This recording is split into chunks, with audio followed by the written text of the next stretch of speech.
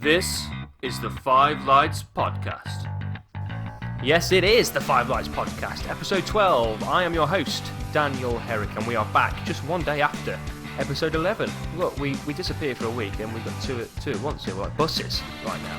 2 episodes in 1 week, we really are treating. So episode 12 of the Five Lights Podcast. There's no race this week. There's no race for a couple of weeks. Actually, no, it's back next weekend, isn't it? It is, yeah. Why? Ben's introduced himself before I've had a chance to give a witty remark. I'm going to have to reprimand him. I'll bring him back in a minute anyway. But yeah, we're only 1 week away from a race. So we're going to give you a little interim podcast here. And a little bit of a fun one. We're going to wrap up some of the news. There is a lot of news that's happened since the last race in Bahrain. And we are also going to give you the F1 we'd like to see. So Ben's come up with some wacky and fun ideas for an F1 we'd like to see. So without any further ado, probably the longest intro we've ever given. Let's get going. Now, you've already heard his voice, because he can't keep himself quiet. He's so excited. He's not spoken about F1 for a day, and he's jumping in already. He's my brother, my compadre. He is the Rob Smedley to my Felipe Massa. Ben, how you doing? I'm good. How are you? Yeah, I'm good. Sorry for interrupting. As you said, I was too excited. Crashing my intro. It's okay, I'll let you off. You're excited. Good fun yesterday, though, wasn't it, on the old Flat Out Fever podcast? Yeah, it was really, really good. Really enjoyed that. They're great guys over there, and hopefully we can do that a lot more often in the future. Yeah, let's hope so. So, new podcast, episode 12. Got some good stuff to get into. But before we do, I'm just going to remind you about an exciting opportunity. Ben, if you were going to go on a summer holiday somewhere, where would you go? Anywhere in Europe. Anywhere in Europe? Yeah, you can go anywhere. Or anywhere in the world. No, anywhere in the world. Anywhere in the world. Number one would have to be probably a town or village called Silverstone, Northampton. Wow. That would probably be my number one holiday destination. Pigeonholing. If you wanted tickets for the Silverstone Grand Prix and you didn't have them yet, where would you go to get them from? It's a website, as it happens, where www.fivelightspodcast.com, and on that website there is a link to Book F1, where you can go and book tickets for Formula 1 Grand Prix anywhere in the world. That's right. That is right. If you want tickets to any race that's left this season, head on over to our website, fivelightspodcast.com. Click on the 2015 calendar or any of the banners that are now adorning our page and making it look wonderful and beautiful. Click on any of those, and then it will take you to the bookf1.com site, where you can buy tickets to any of the remaining races. They also do MotoGP, if that's your bag, if 2 wheels is better for you than 4, and experience days. I need to have a look at their experience days, but we'll get some experience days links up as well and sort of give you a list of the sort of things they offer. But head on over to our website, read our content, download our podcast, watch the video from yesterday's podcast, the Flat Out Fever podcast. See links to other podcasts as my microphone decides it's going to have a catastrophe here, and my microphone is falling to pieces. Excuse me while I juggle this. And also, throw me off completely. But yeah, just head over to the website and read stuff, and then buy tickets to Formula 1. And you can also buy them from our Facebook page. So if you're friends with us on Facebook, you like our Facebook page, go to the Shop Now icon at the top of the page, and you can get tickets there from bookf1.com. Right, let me just fix this bench, and then we'll get into the news. Man, it's all crazy. Right, so that's the intro done. Let's get into the news bench. And there's loads happening, starting with some new power unit regulations. Take it away. Yeah, news is coming thick and fast in these 3 weeks off. As you mentioned, the engine regulation change. All the teams agreed on a 5th penalty-free engine, and they had a discussion during the Malaysian Grand Prix weekend. They all sat down together, had a discussion, and they said, maybe we've pushed it a bit too far with 4 engine limit. Let's add another one that's penalty free, and they've agreed unanimously for now. But they don't think it's been signed yet, the contract. So we'll have to see in the next coming weeks, I suppose, to see if it's going to be a formality. Do you think, I've not really read too much about this, but is it Red Bull that have been the main driving force, you think, behind this whole getting a fifth engine? Because obviously they've used a lot of theirs up already. It sort of smacks, because I don't know why they have to bring this in, because they had the same engine sort of regulations last year, right? So why is this year so much different to last? It's a very good question, and I'm not sure why. Well, I think it's just Renault who are struggling more than they were last year, and that might be to do with the strenuous relationship between both Renault and Red Bull.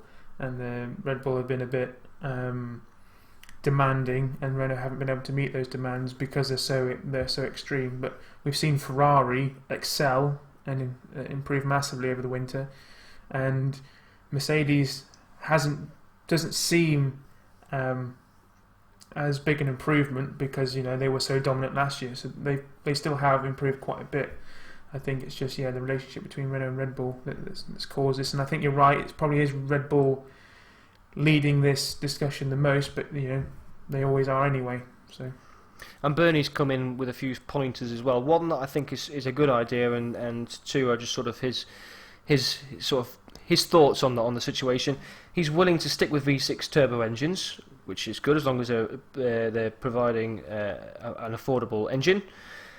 He says that the 1,000 brake horsepower engines should be introduced.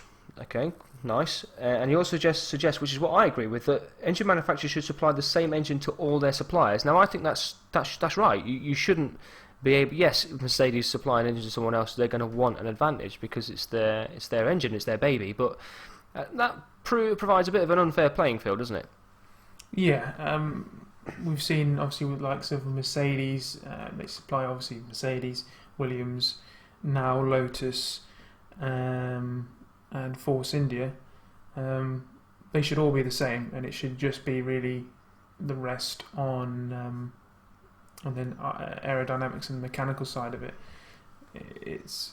I don't know if it's naughty to say the Mercedes are probably keeping a few bits to themselves, because after all, they did design it, but if you're getting money from it from other people, then just share it and beat them in other ways. Maybe they are just afraid of a supplier beating them, but I don't think that's really going to happen.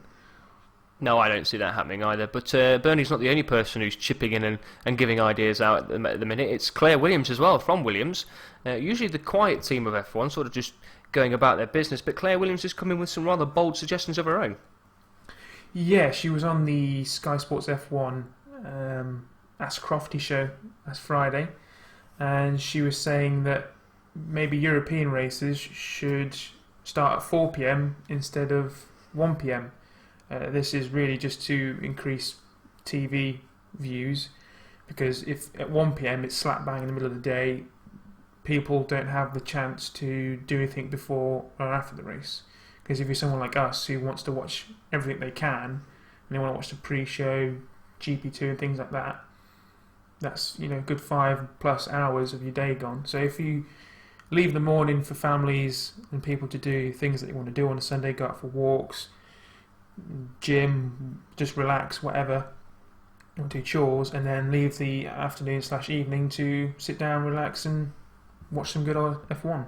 I think that works because obviously the Formula 1 calendar is geared towards the European market because it's the biggest market, so everything is geared towards that. But I don't think moving it to 4 p.m. is actually a really bad idea. I think it's a great idea because, as you said, 1 p.m. is slap bang in the middle of the day. I have a family, and especially when it comes to the summer months, and we all want to go outside, which is when the European season is. If it's 1 p.m. on a Sunday, we're having to sit inside and watch well, I am anyway, I'm not forcing anyone, but we're sitting inside watching the Formula 1 when we could be outside. But if you move it to 4 p.m, it gives families the opportunity to go about their day and also still enjoy the Formula 1 of an evening. So I'm on board with that one, and it would make it easier for our friends over at the Flat Out Fever podcast as well, in the Americas over there, that may be able to watch it at a more respectable time for them too. So I think it's a win-win all around that. I think it's a great idea. As you mentioned, purely for those reasons. People did also suggest that making it a 1 hour race, but I'm definitely not in favour of that. 1 hour or half an hour difference isn't really going to make any impact, and I want to see more racing. And it may sound a bit silly, but with the early races, like say Malaysia and Australia that we've had, and China, where it's 5 to 8 o'clock in the morning start, because it's so early, it happens so quick.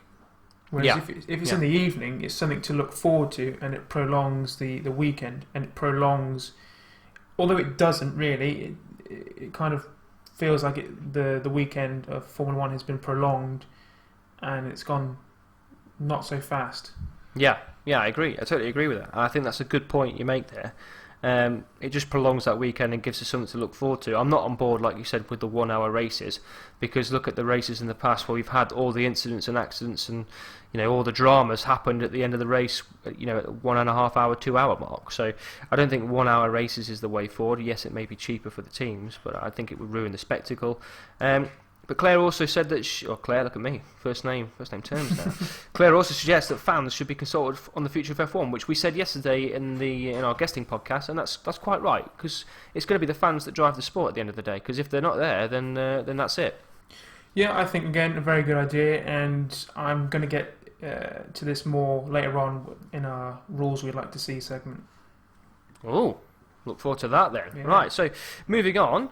Let me have a look at my notes here, because I'm on two separate bits of notes here, so we're a bit all over the place. You can tell we haven't done this for a while. We're all over the show, right? So the next piece of news then, Benj. Williams. We've just talked about Claire Williams. The team, though, suffering quite a substantial loss financially. Both the PLC and the Formula One team. Two separate numbers there that are quite staggering. Yes, the Williams Formula One team, they made a loss of £42.5 million. In 2014. The Williams Group as a whole only made a loss of 34.3 million, which suggests that only, but that does suggest that another element of that group did make a substantial profit, to lessen what Williams F1 team lost. But the reason for this really is that in 2013 Williams finished 9th in the constructors, which means poor money that you get awarded for finishing 9th. Yeah, poor revenues, isn't it? Really, poor revenues for their award money. So, I mean, where do you think that leaves Williams though? Because it's a lot of money to lose for an F1 team, and that is all they do as well. They're not like McLaren and Mercedes who make cars on the side. Or push chairs, as someone once said. It's a completely different company. But anyway, they only do Formula One. So where do you think that leaves them? I think it is a sacrifice that they've made. Halfway during the 2013 season, they said, "Okay, we're doing awful at the moment. We need to look towards the future. The regulations are changing, so we need to try and wrap our heads around that. Let's invest in people, facilities, and technology now. Take the hit for the next year or two financially and performance, and in the long run, providing we tick all the boxes and we've done it correctly, we'll start making a profit." Which so far they haven't made they haven't put a foot wrong, because 2014 last season they finished third in the constructors, so they'll get the prize money for finishing third in their 2015 accounts. They'll get it at the end of this year, and at the minute, in the first 4 races, they are third again in the constructors. So again, they're going to start making huge profits based on that alone, and a lot of money that they got in 2013 accounts was from Pastor Maldonado and his sponsor. So that's again another reason for the drop from 2013 to 2014 is on that sponsorship. So a bold move by Williams in 2013, but also a really good move, and the one that's paid off. So it's short-term pain for long-term gain there for Williams, which hopefully we will see them at the front of the grid soon, and maybe they'll be getting winning prize money. Who knows? We'll have to keep an eye on that. But as Williams make a financial loss, VW are considering coming back into the sport. Have they ever been in the sport? But VW are coming into the sport potentially. VW are / Audi, the VW group, have been the team that's been in F1 for 20 years but never raced. They've always been touted as, they're going to join XYZ, and 20 years later, they still haven't turned a wheel. Turned a wheel. I just said it. Bringing it back. Not bringing it back. They still haven't raced. So the VW chairman, Ferdinand Peich, he stepped down, I think because of a disagreement with another board member in the VW group. And Ferdinand Peich has a dislike for Bernie Ecclestone, which is why he's always vetoed and said he doesn't want to enter Formula One. But now he's stepped down, obviously. They're, possibly looking at... The gates are open. Yeah, joining Formula One again. Nice. Well, that'd be good because they're a strong manufacturer, Audi and VW, one of the biggest in the world. They'll have a lot of money behind them, and they could come in and be a force in Formula One. They could be a team for the longevity. So like Caterham and Marussia, again, Caterham make sports cars, but they're not by any way a mass producer of sports cars like Audi and VW are. So they've got a background in car manufacturing, and they've got an amazing background even in motorsport, whether it be the GT series or like the BTCC. They are a really strong motorsport group. So hopefully, if we get to see them in Formula One, that could be really, really exciting. And if they do join Formula One, they're going to face a bit of a different calendar, and they're going to have a little bit more time to develop their car bench because it looks like they're pushing back the start of next season. Yes, the 2016 calendar for Formula One has been leaked somehow. I think it was also published by Autosport. The Australian Grand Prix, which will again open the season, as it did this year and years previous, it's going to start on Sunday the 3rd of April. This year it was mid-March, or 2 weeks earlier than what they're suggesting for next year. So if we look at it in terms of next season's calendar to this season's, we'd have only seen 3 races so far, whereas we've seen 4 so far. So, but with this 3-week gap between Bahrain and Spain, there would be one next year in this time gap. So again, it would be 4-4 heading in to the rest of the season. But it's just really to condense the season and make more back-to-back races. Yeah, there's a few races that have moved around. Obviously, you've got April the 3rd, which is a late start, which I'm not too keen on because we want to see. Obviously, they want to condense the season. I don't know why that is. I don't know whether it's a money-saving thing, but we like the season to start in March because it means we haven't got to wait that length of time from when it finishes in November. But they're looking at squeezing Russia in between Bahrain and Spain now. Malaysia's moved, so Malaysia's moved into September, which is the rear end of the year. Obviously, there's Mexico, which we've got this year. There's a European Grand Prix in Baku, which looks interesting. And the other interesting thing to flag up on this is on July 31st, Germany is on the calendar with Hockenheim. So, not completely ruled out that there's going to be a German Grand Prix next year. No, so the only reason they didn't host one this year is because of the late notice to try and cover for the Nürburgring, who are in real financial difficulty. But they should be able to do it next year. I don't see why not. But as you said, there are a few that moved around. So Malaysia and Sochi have swapped around. So Malaysia's now at the end of the year, which will help weather-wise as well. But to kind of create a counter-argument on what you said about not liking the late start, at first I was in the same boat as you. I didn't like it because, I wanted it to start earlier, so then the season's longer. But Formula One is kind of always happening anyway. And with a condensed season, it means more back-to-back races, which means no 3-week gaps. Apart from the summer break, that means no big breaks. So it means more racing more often. And the back-to-back races is to create less costs. So teams don't have to keep, or aren't tempted to keep coming back to their HQs before they then have to go back out again. Well, now you put it like that, I like the fact there's not only these big gaps in between. I like the back-to-back races. So, we'll just have to see if it plays out. And that's just a proposed calendar as well. We must stress that is not... And the start times, GMT time, will be later. Yeah. So, bonus. Yeah. Bonus, yeah. Stupid clocks moving. Ridiculous. Anyway, but that's good. Do you know much about Baku? I know, not the country or the city, but in terms of the circuit, I know that it's rubbish. Brilliant. So keep your diaries clear then for July 17th for the rubbish Baku Grand Prix, and get to bookf1.com next year and get your tickets now for Baku next year.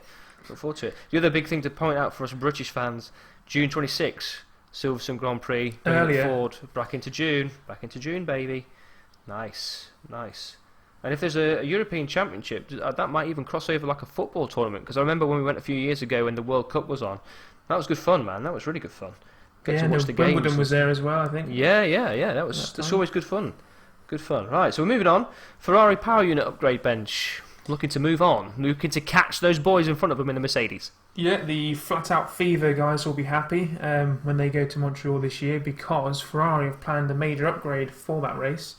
So that means that they are going to be around 20 to 30 brake horsepower quicker, is what they've estimated. So that could mean, a big challenge on Mercedes, which, the Flat Out Fever guys will be able to enjoy live in the flesh. Yeah. So I think Ferrari said they've got about 10 tokens remaining, and this upgrade is going to use around half of them, so about 5. Cool. Thanks for the maths there. Yes. Always on it with the maths. That's as complicated as I can go with maths. And if they have that power unit for next year, Kimi Raikkonen might be in that seat too.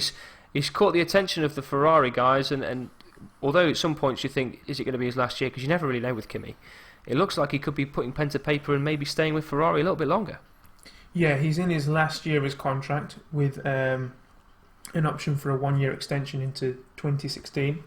But according to Ferrari management and Maurizio Arrivabene, he has said that the performance from Kimi so far this season has made them consider re-signing him for 2016. So taking advantage of that 1-year extension.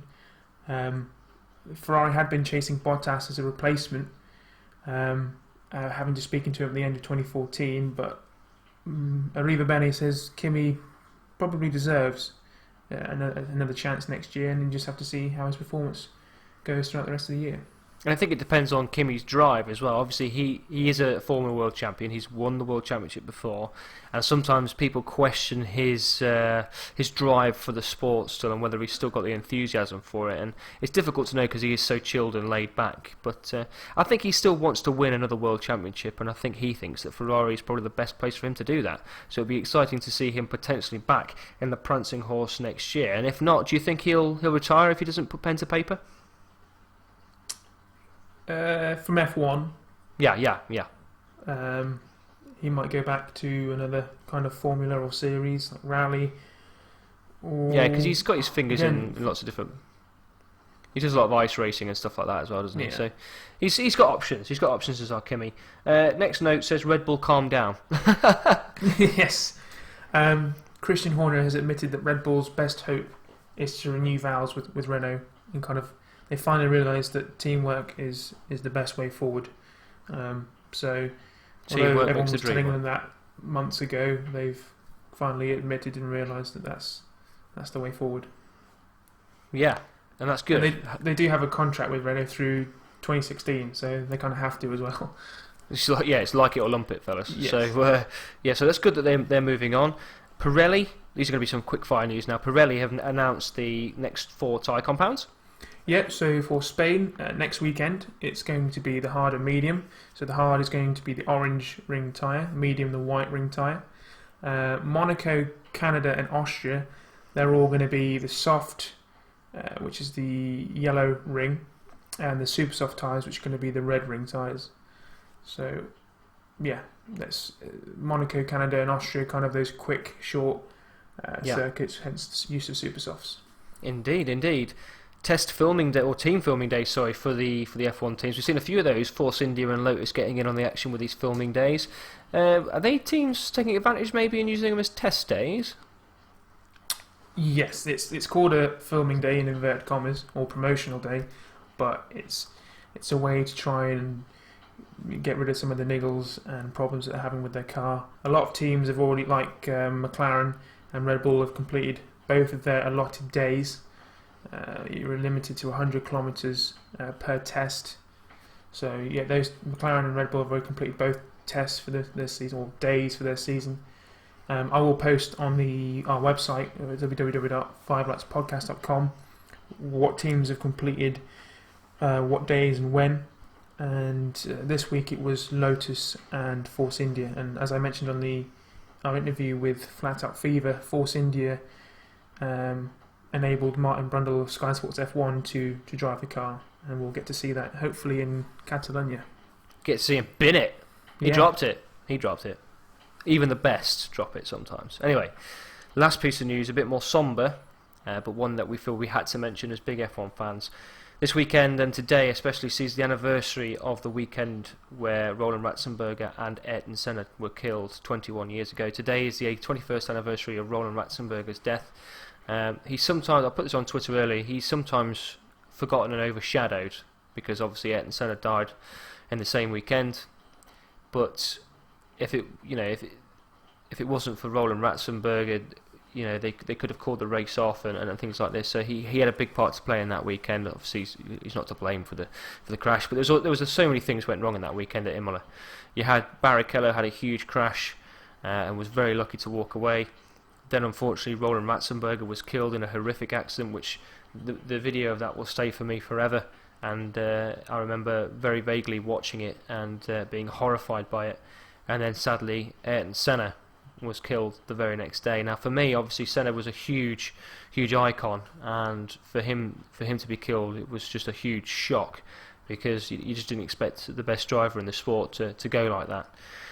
The other thing for me is when Roland Ratzenberger was killed, so it was a much more shocking accident because of the way you could see Ratzenberger still in the car and you could see his head moving around. It was much more devastating accident for me because when Senna's crash was arguably bigger and it was more visual on the screen, but you couldn't really see it, and Senna was shielded from that, whereas Ratzenberger's was out in the open and you got to see everything of his last moments.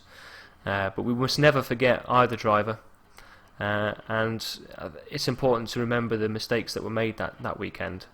And rest in peace to the pair of them.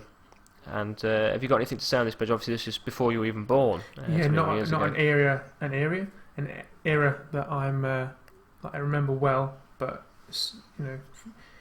Formula One has betted for those two deaths.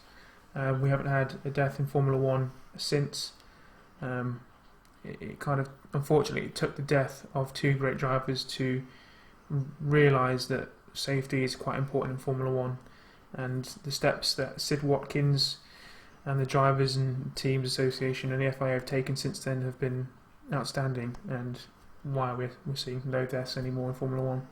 And long may it continue. And my overriding memory of that whole event is me and my older brother Mark. We had these pedal go-karts, and we always used to reenact the minute silence that was held in the following race at San Marino.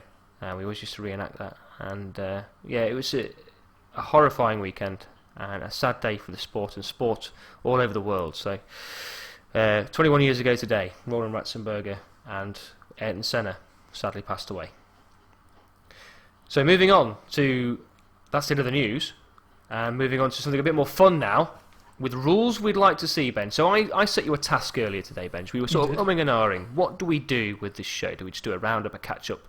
We thought, no, we should do something fun, because we've had a few ideas. So I set Benjamin the task of rules we'd like to see. Is a new language I'm creating. No, what I specifically said to you was, if you could be in charge of F1 and you could create your ideal F1, what would it be? And you've done a fantastic job here, Benj, with some very in-depth notes that you've sent across to me. And what I'm going to do is, I'm not just going to let you read the notes. Oh, no, that would be too easy. I'm going to ping you some things across and say, right, what are you going to do about this? And what would you change about this? And then if I agree, then we'll move on. And I'll say, yeah, fine. But if I disagree, I'm going to challenge you. Because I want my best F1. I want the best F1 there is too. So prepare for some challenges. So, my microphone. Right, we're going to take this thing off my microphone because it's going crazy. So I'm just going to take it off because it keeps distracting me. Looks like you're being beaten up by a bee.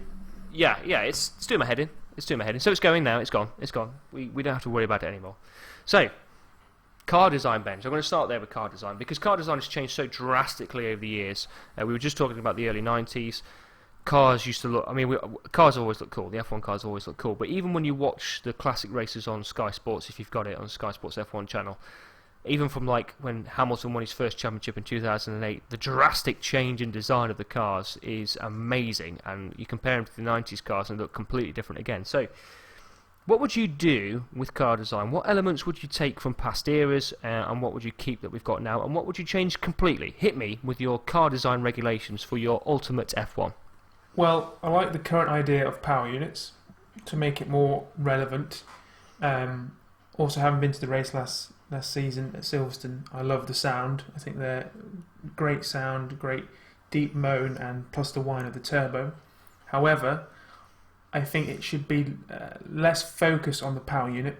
I think the regulations on them should be a bit tighter. I think they should omit the token system so that the power unit should remain constant for the rest of the season.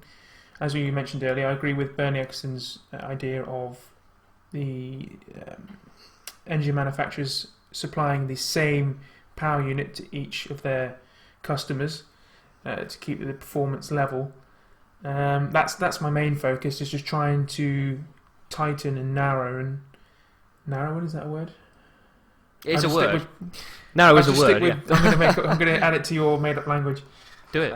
Do it. Just to tighten the performance and level of competitiveness, so we haven't got the big steps like we've got Marussia's midfield and now Ferrari and Mercedes. I want that to be merged as much as possible to create racing. So let me throw this at you. Topical. If the teams came to you and said we need, how many engines would you firstly allow teams per season? Well, if we're without taking a penalty. If we're basing it on if these rules that I've mentioned are coming in for 2016, I would say 4. 4. And if the teams then came to you like they have done and proposed a 5th, would you shut them down or would you listen to what they've got to say? It depends on the strike rate that they've had. Renault are obviously struggling this season, but the other engine manufacturers, Mercedes and Ferrari, aren't. So I'd be likely to say no, unless the other teams and engine manufacturers agree unanimously. And you struggle with that word, don't you? I do. But bless me, I'm trying. And if it's cost effective.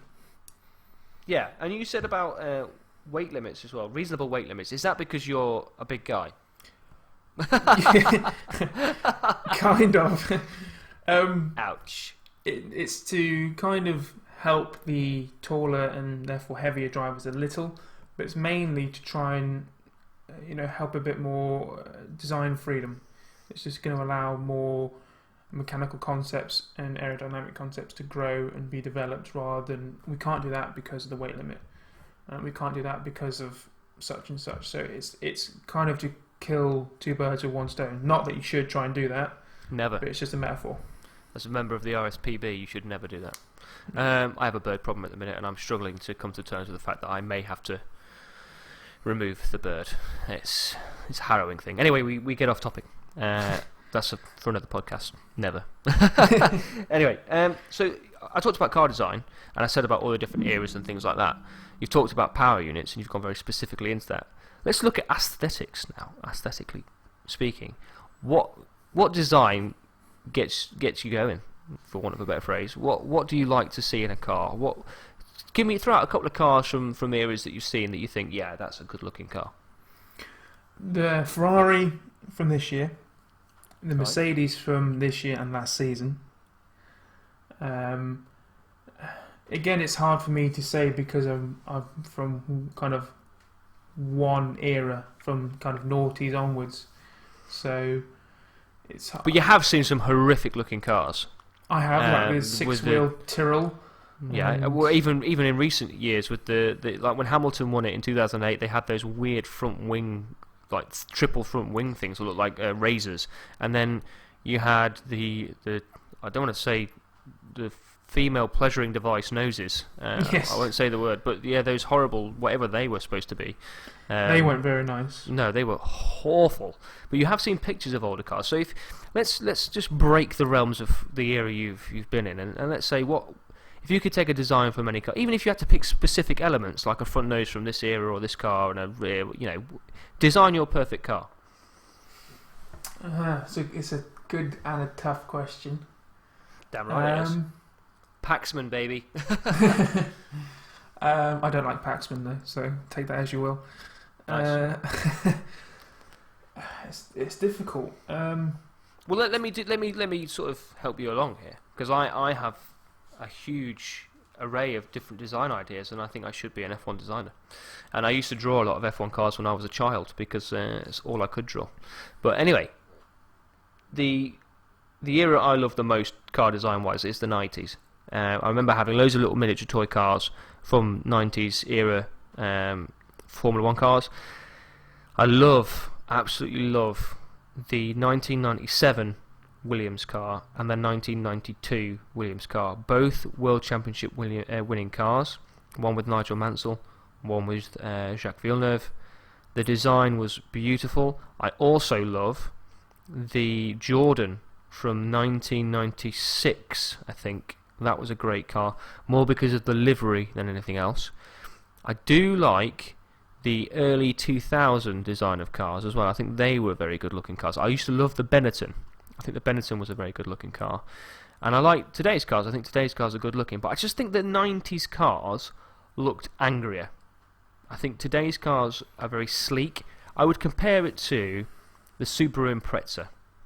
Okay, so the 90s Subaru Impreza, the rally car, with the square shape to it, very sharp edges, looked aggressive and angry, and everyone thought it was cool. And then they brought out this smooth-looking Subaru Impreza, where they'd taken all the curves off and all the corners off, and it made it smooth, and it just looked like a pansy.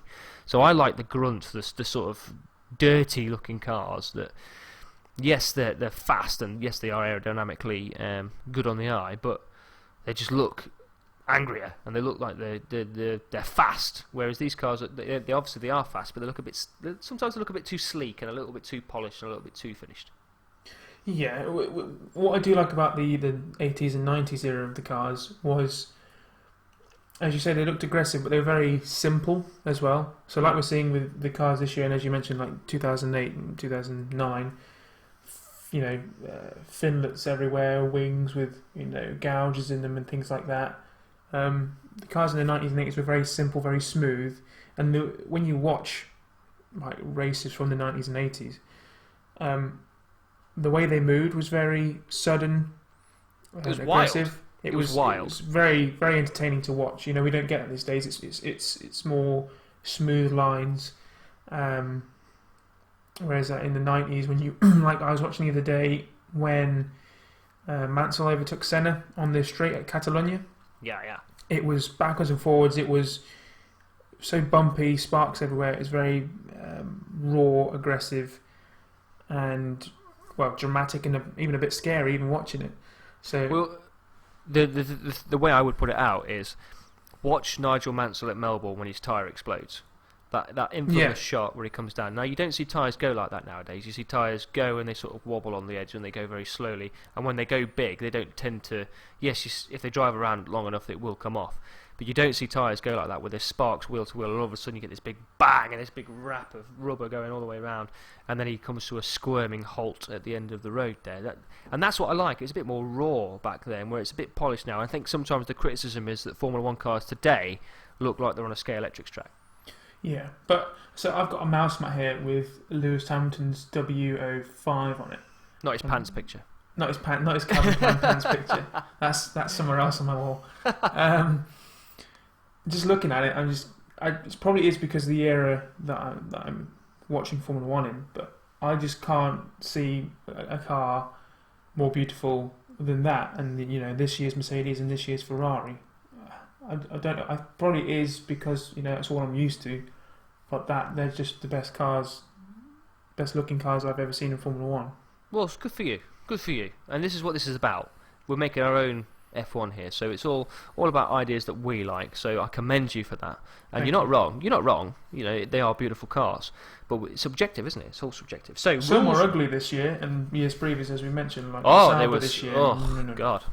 Some awful cars, like you said about the six-wheel Tyrrell, and there was that weird thing with the huge rear wing and the front when it had the double wing. Oh, there's that. I can't remember. Was it a Tyrrell again? I don't think so. It had its front wing was a T-tray. Yeah, Awful. Well, what's going on there? But Tyrrell were always pushing the boundaries. Yeah. That's what was great about them. But let's go on to... So we sort of done a bit of car design. Favourite liveries? Favourite livery? That's a good question. As I said, I always loved the classic Williams, the yellow and blue. The classic Williams there was amazing. Absolutely love that. I love the classic Lotus. And I love the black and gold Lotus. I think that is incredibly beautiful. Today, livery-wise, I used to like the Red Bull. I think the Red Bull's got a bit stale and a bit plain now. I think the Mercedes is a bit plain. I do like the McLaren though. I do like the McLaren livery. I think that looks quite nice. But liveries are a bit more boring now that we don't have all the advertising on, I think. Yes. Ferrari throughout their time period have been good cars. I like the Ferrari red. Good call. This year, especially, and last year, the Williams. Mm-hmm. Very, very nice with that Williams Martini sponsor. I would say the Benetton as well, and the Renault, the Alonso era Renault were beautiful liveries as well. Very nice. But carry on. Yeah, you are right. Of course I am. For some reason, my mind is screaming the Jaguar car. Well, that's a good. It was a nice car. The Johnny Herbert Jaguar and the one that Webber drove. Very nice cars. Eddie Irvine as well. Yeah. I don't know why. It's just that car, that colour. The Jordan, as you mentioned earlier, the yellow, that was nice. Yeah. Spiker. Do you remember Spiker? The orange car, wasn't it? Yeah. That was quite nice. Quite a nice random throwaway. I wasn't really a fan of that one. Sorry. No. Anyway, let's move on. As we could be here all day. So rules now. So we've got the car. We've got a bit of a mishmash of the 90s, the 80s, today, a mix of liveries. You'd say, I like more cars. I want more cars on the grid. I would love to see 26 cars going around that track. And hopefully, if VW come in and Haas come in and we get to keep the grid we've got now, we could potentially see 24, 26 cars in the future. So, what would you say cars-wise? What would you be your minimum and what would be your maximum? Minimum 20. Right. Maximum. Well, I don't think I'd put a cap on it, to be honest. Because I don't think you'd ever have that many cars or entrants that you'd have too many. I think you'd always have around 20, 30 cars maximum, just through people not wanting to enter with too many competitors. So if you've got this minimum of 20 then, yeah, how would you keep that? How are you going to sustain 20 cars on the grid? Well, hopefully the other rules that I'll impose would kind of encourage teams to join. But if there isn't that desire to be in Formula 1, then I think reluctantly the only way around it is for the wealthier teams to supply or to have a feeder team. Yeah. Not a third car, because it increases the chances of that team scoring points. So let's say Ferrari, they have a third car, they've got 3 chances of scoring points, whereas other cars have, or other teams have 2. But with a feeder team, yes, that feeder team like Toro Rosso to Red Bull, they could be getting points and therefore money at the end of the season. But that money goes to the parent group, i.e. Red Bull, which is a global brand, not just Formula 1.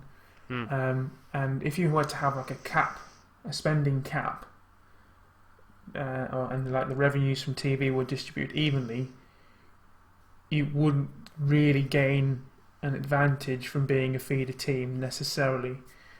But that's only, again, if you can't meet the minimum demand of 20 cars.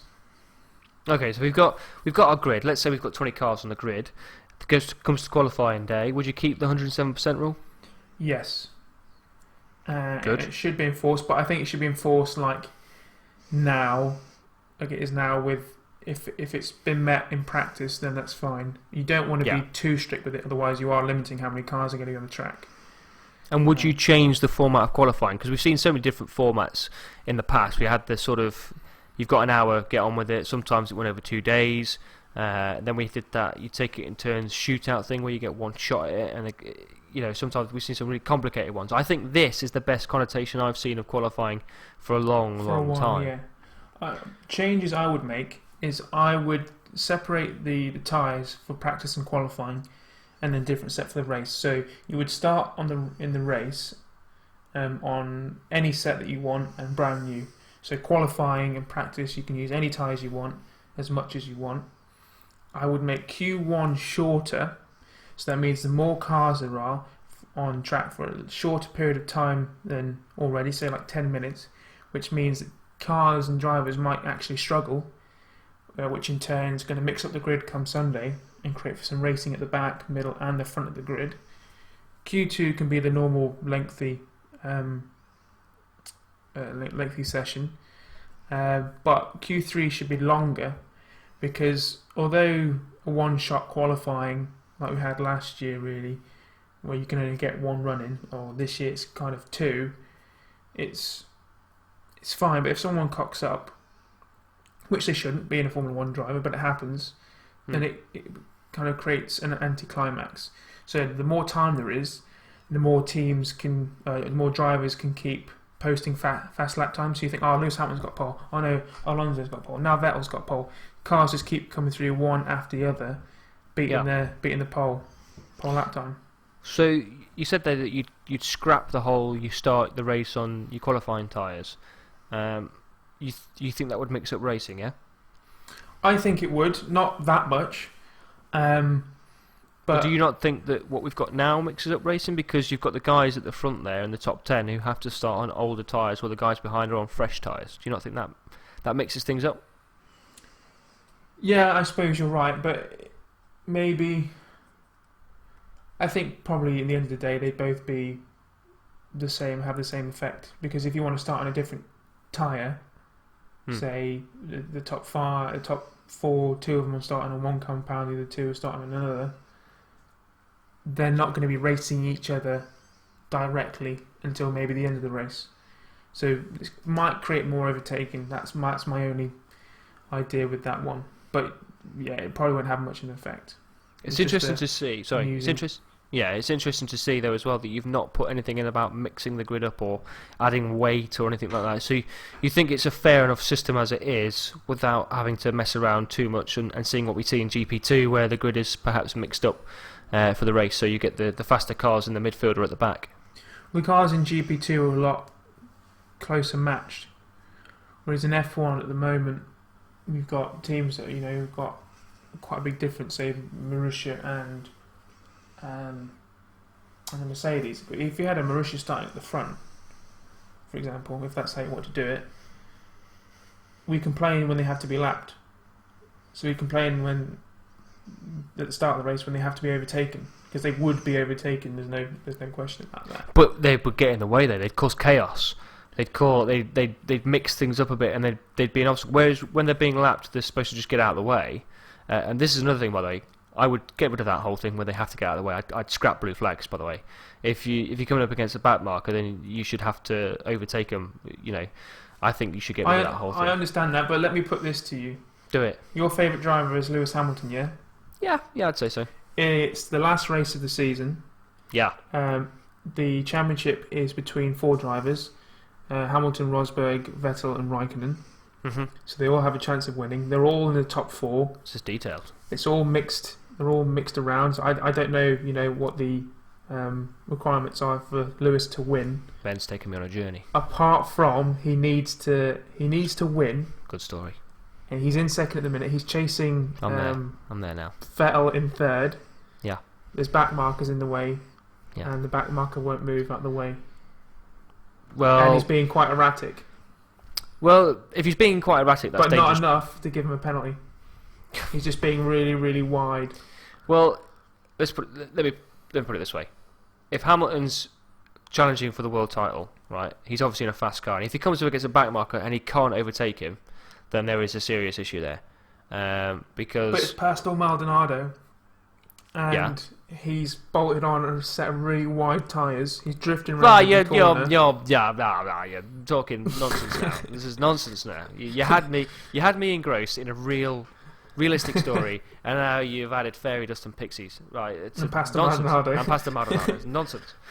No, I genuinely think they should get rid of it. I don't think they should mix up the grid in qualifying. I think if you qualify fastest, you qualify fastest.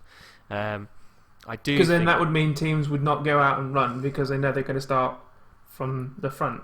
Yeah, exactly.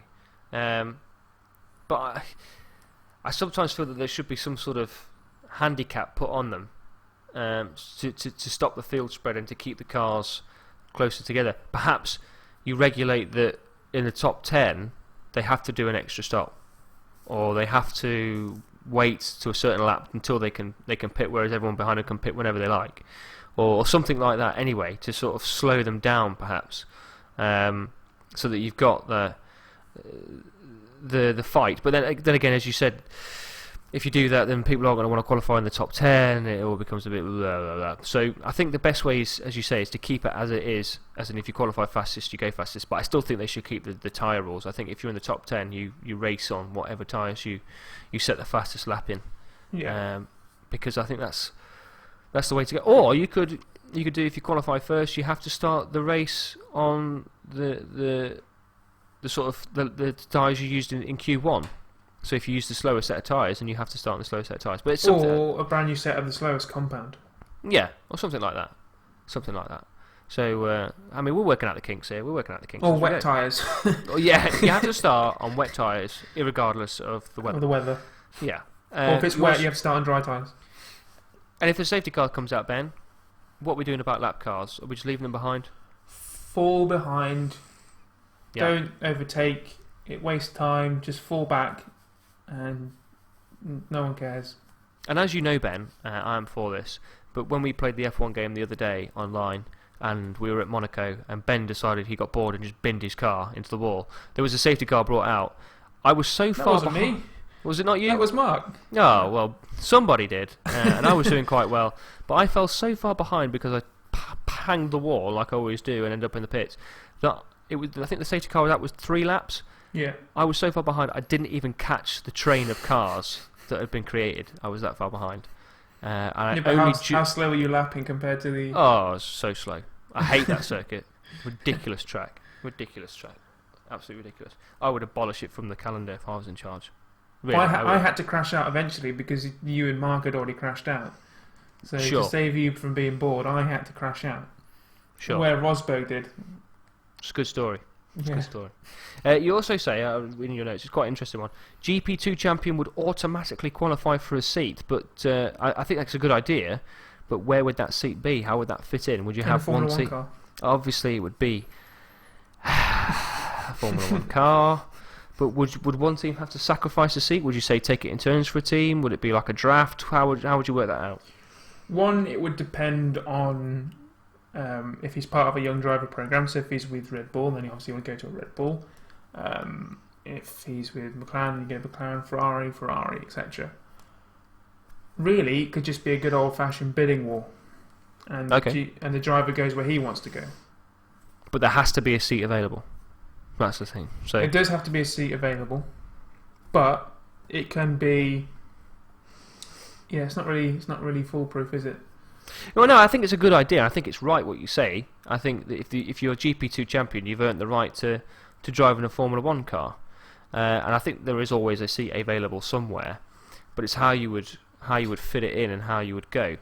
Yeah, it's because obviously, as you say, a seat's got to be available, and you can't have the GP2 champion keep going to the same team because, say, if a GP2 champion went to Toro Rosso, and then the next season he moved on, so the next GP2 champion comes in.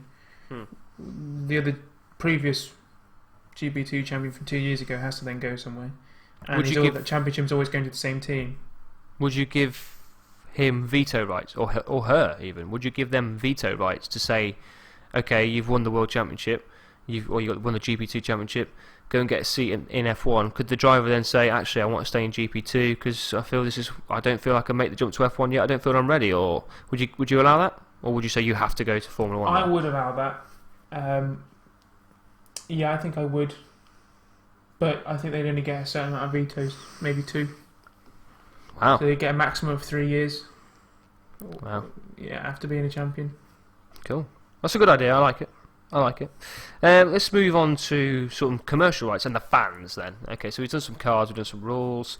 TV contracts, Ben. There's been a big argument about this over the years. ITV, BBC, now Sky Sports getting involved. How would you control all that sort of thing, and how would you give more access to the fans? Well, to begin with, I think Formula One management, or FOM, it's run by Bernie Ecclestone. They should still do as they do now, and they should fight for the TV revenues and sign all those deals and contracts. But it should be split, between the FOM, FIA, and the teams. But the teams should get an even split from that TV revenue. Okay. So, say the 5% of TV revenues get set aside for the teams, that 5% then gets distributed evenly about those teams, because TV revenues isn't done on performance.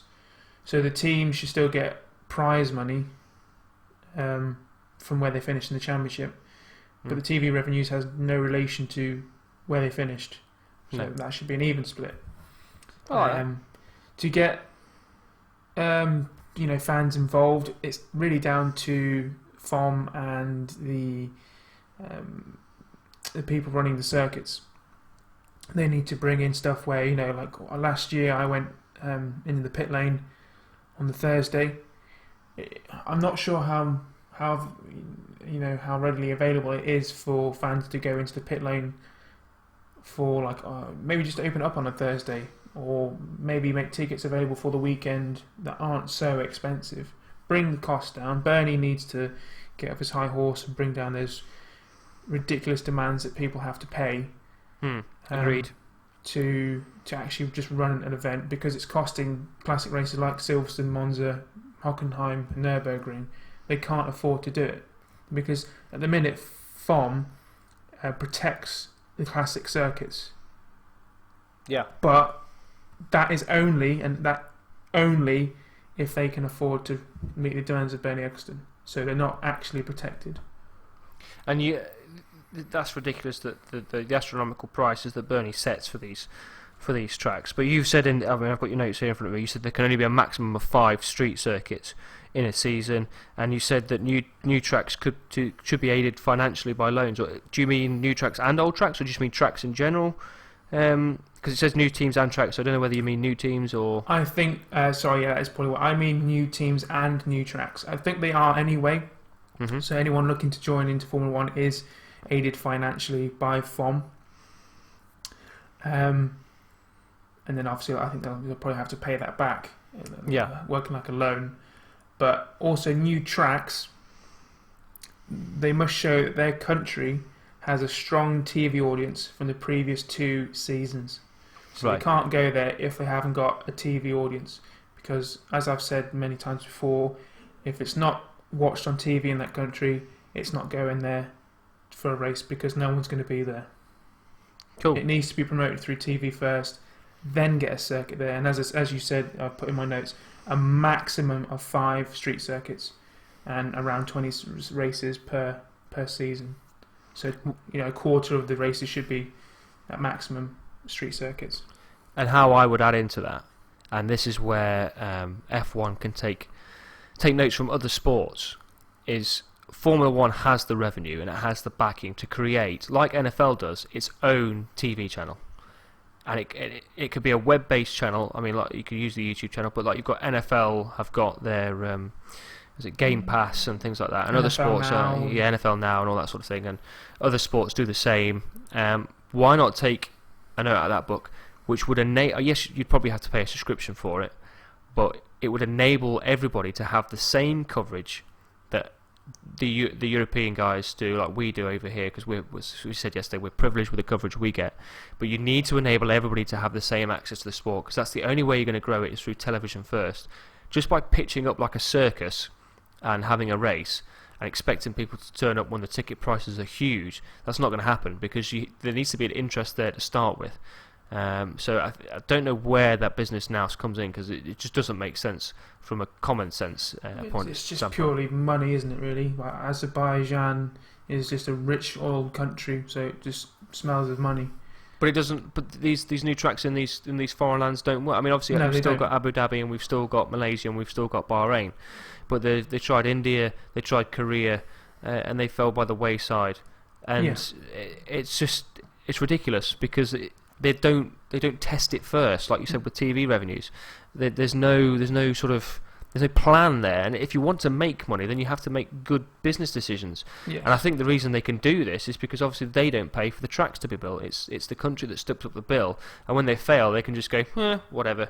So I think to stop that, the FIA or FOM, whoever, has to have a financial interest in the circuit. So they have to put a certain amount of money into a new circuit, say 25%, because then they are directly investing in the country. Then they will have a direct investment interest in the new track. They'll want to see it succeed, and if it fails, the FIA and Formula One essentially will fail with it.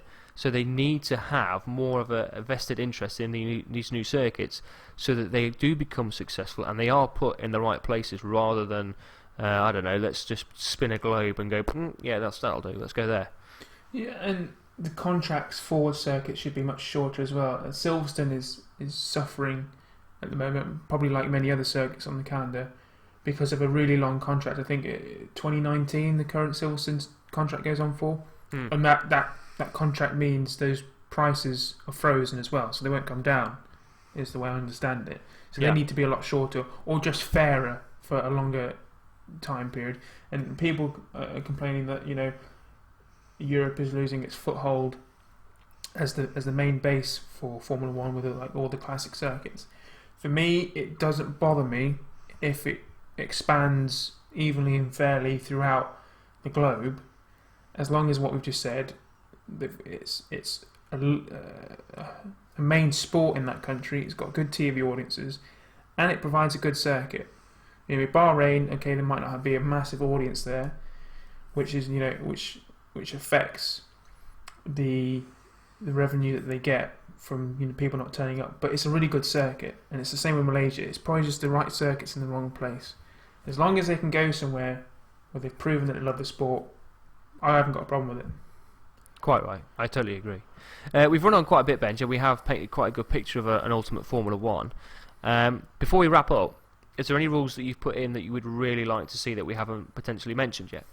Probably spending caps on teams for actual car design.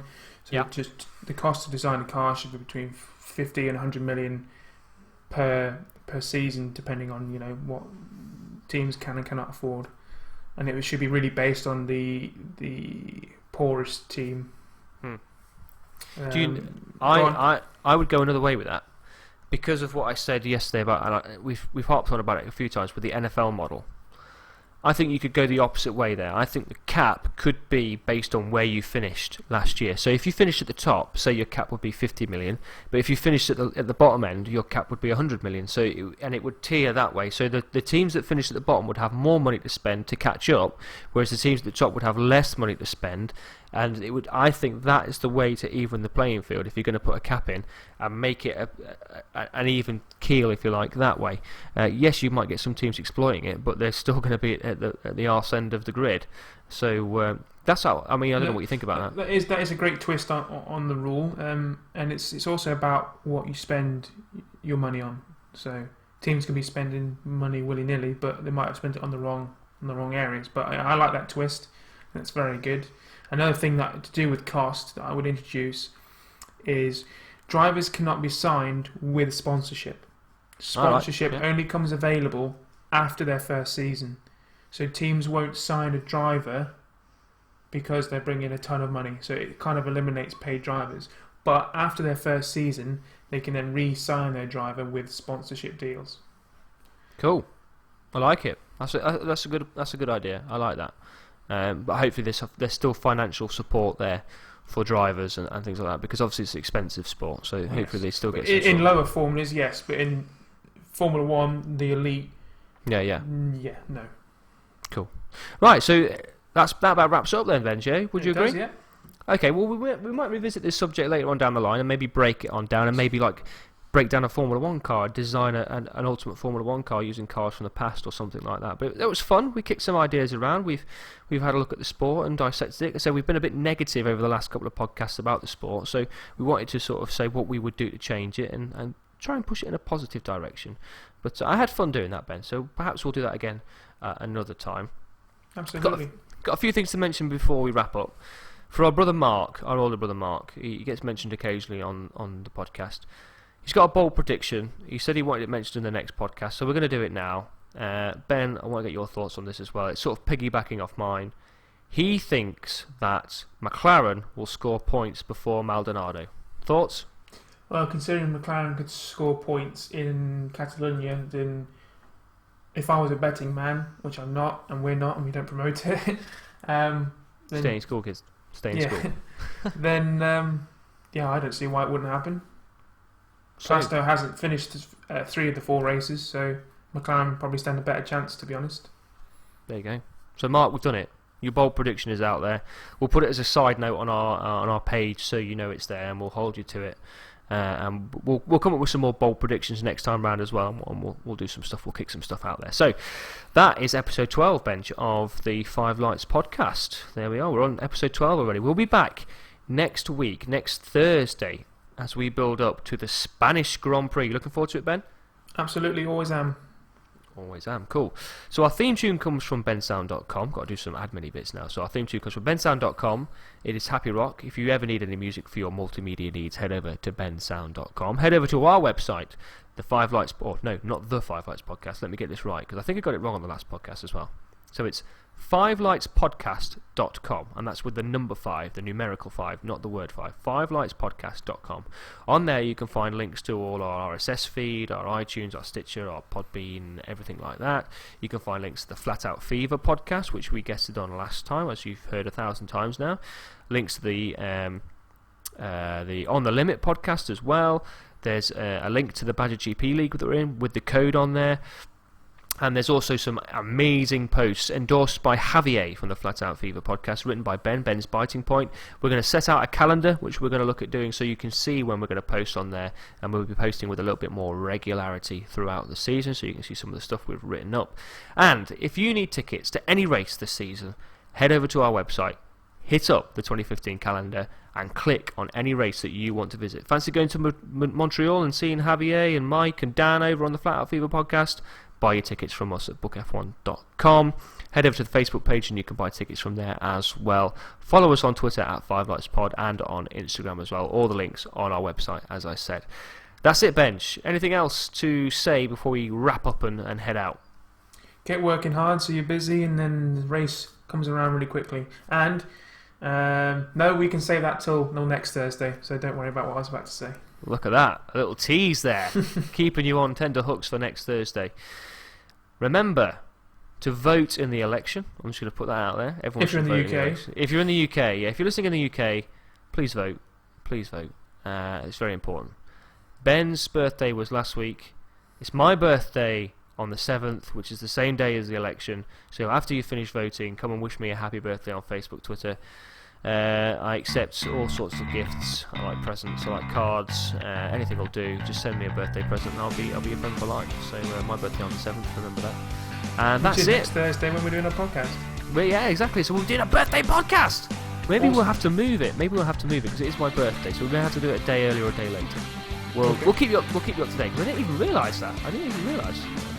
Throwing things out there. Forgot. Anyway. That is it for episode 12 of the Five Lights podcast. Thank you very much for listening. Head over to our website. The 5 Lights have gone out. See you later, guys. Bye, guys.